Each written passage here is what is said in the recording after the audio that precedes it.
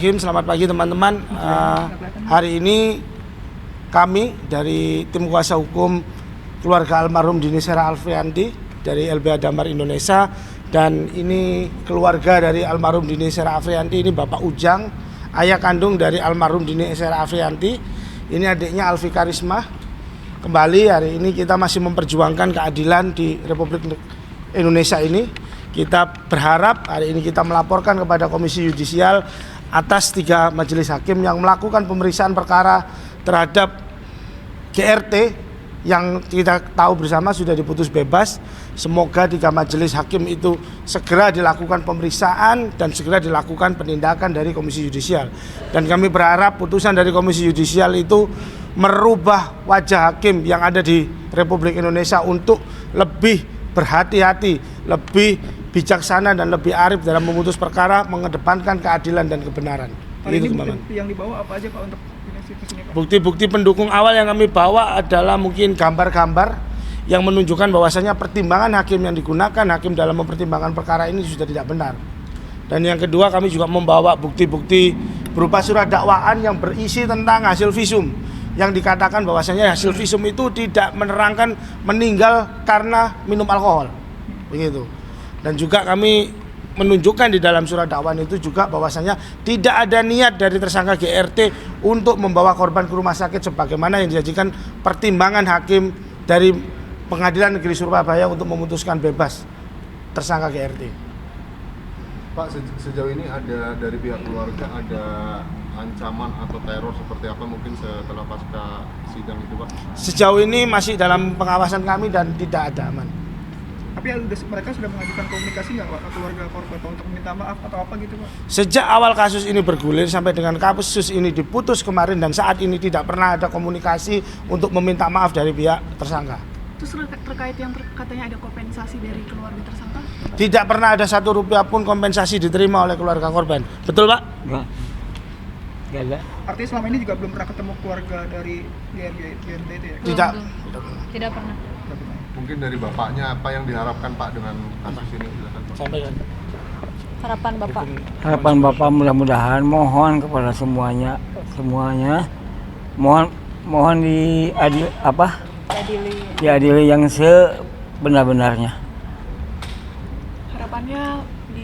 Harapannya mudah-mudahan kasus ini cepat selesai dan mudah-mudahan bijaksana hakim dan semua penegak hukum itu semuanya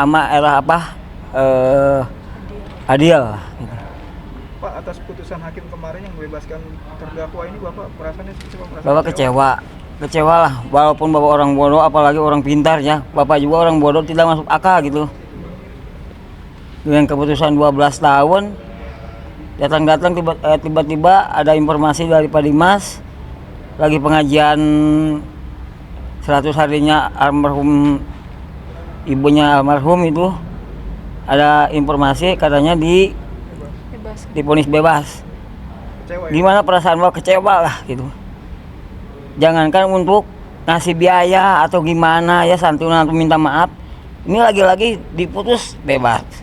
Gimana perasaan Bapak lah, orang kecil lagi ya, seorang petani disakiti begitu, anaknya korban, orang tuanya juga. Tapi selama ini mereka memiliki komunikasi berhubungan, itu apakah udah pernah ketemu Pak dengan keluarga dan dengan terdakwa juga? Belum pernah. Jangankan sama di TV juga atau gimana, belum pernah ada itu. Gimana caranya minta maaf atau gimana gitu, belum pernah. Permintaan maaf pun sama sekali? Enggak pernah. Belum pernah. Kita dituduh. Saya jelasin dulu. Pertama, terima kasih teman-teman media yang luar biasa mengawal kasus Dini Sera Afriyanti dengan terdakwa Gregorius Ronald Tanur, dan saya beserta kuasa hukum dari ibu korban yang juga sudah almarhumah sekarang. Dan ini adalah Pak Ujang, ayah korban, dan ini adalah siapa namanya? Alfika. Sebagai adiknya korban, dan kami ada di dalam aliansi Justice for Dini Sera. Hari ini kami menemui pimpinan Komisi Yudisial, mendampingi kuasa hukum dan keluarga korban yang menyampaikan laporan secara resmi terhadap Komisi Yudisial. Silahkan Mas Dimas sebagai kuasa hukum menyampaikan. Terima kasih. Jadi hari ini teman-teman, saya mendampingi keluarga korban menyampaikan laporan di Komisi Yudisial. Alhamdulillah atas perhatian dari Ibu Rieke Diah Pitaloka, kami bisa bertemu dengan pimpinan Komisi Yudisial menyampaikan laporan kami atas putusan dari 3 majelis hakim di Pengadilan Negeri Surabaya. Apa yang menjadi dasar-dasar laporan kami adalah terkait dengan kontradiksinya antara surat tuntutan, surat dakwaan dengan hasil pertimbangan hakim di dalam putusan. Itu yang pertama.